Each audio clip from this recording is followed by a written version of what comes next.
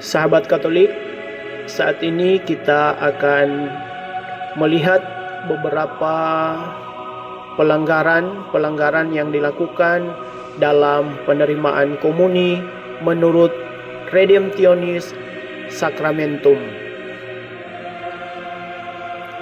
Yang pertama, umat mencelupkan sendiri hosti ke dalam piala anggur.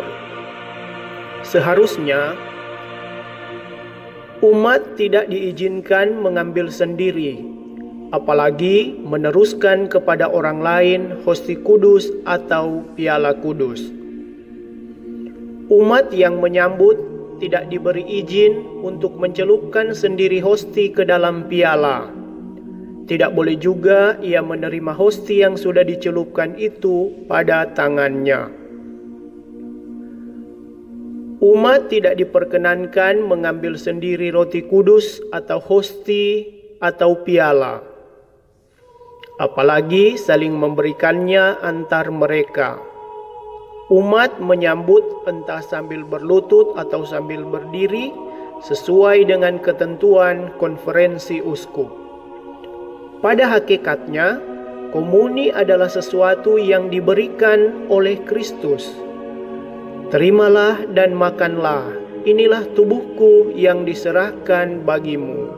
Terimalah dan minumlah, inilah darahku yang ditumpahkan bagimu. Jadi, bukan sesuatu yang dapat diambil sendiri. Yang kedua, pengantin saling menerimakan komuni. Seharusnya tidak boleh.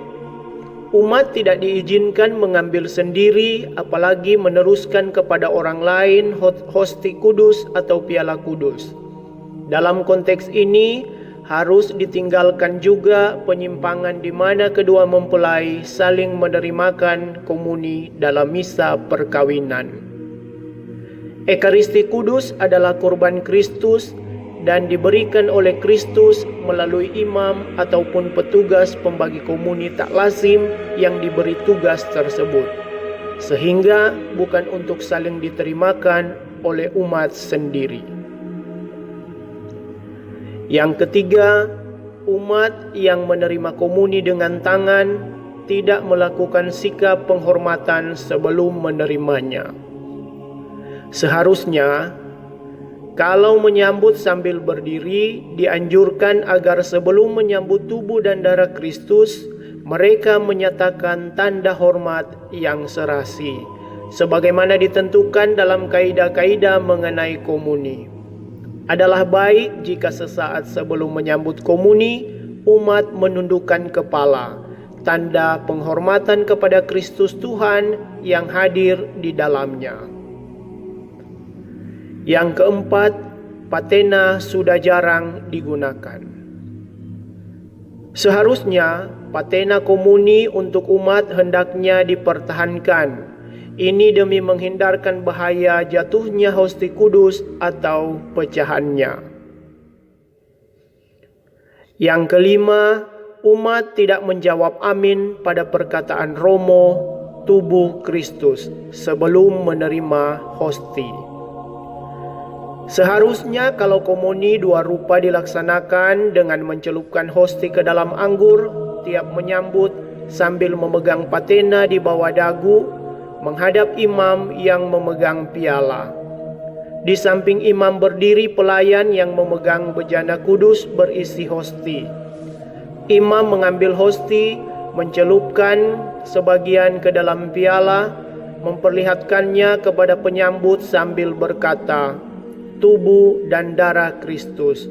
Penyambut menjawab, amin. Lalu menerima hosti dengan mulut dan kemudian kembali ke tempat duduk. Yang keenam, petugas pembagi komuni tak lazim atau dikenal dengan prodiakon membagi komuni, pastor malah duduk. Seharusnya, seperti sudah dinyatakan, pelayan yang selaku pribadi Kristus dapat melaksanakan sakramen Ekaristi hanyalah imam yang ditabiskan secara sah menurut Kitab Hukum Kanonik nomor 900 ayat 1. Karena itu, istilah pelayanan Ekaristi hanya dapat diterapkan pada seorang imam. Di samping itu, berdasarkan pentabisan suci, pelayan-pelayan yang lazim untuk memberi komuni adalah uskup, iman, dan diakon. Selanjutnya, hanya kalau sungguh perlu, boleh diminta bantuan pelayan-pelayan tak lazim dalam perayaan liturgi. Permohonan akan bantuan yang demikian bukannya dimaksudkan demi menunjang partisipasi umat, melainkan karena kodratnya bersifat pelengkap dan dalam situasi darurat. Jabatan-jabatan yang semata-mata pelengkap ini jangan dipergunakan untuk menjatuhkan pelayanan asli oleh para imam demikian rupa.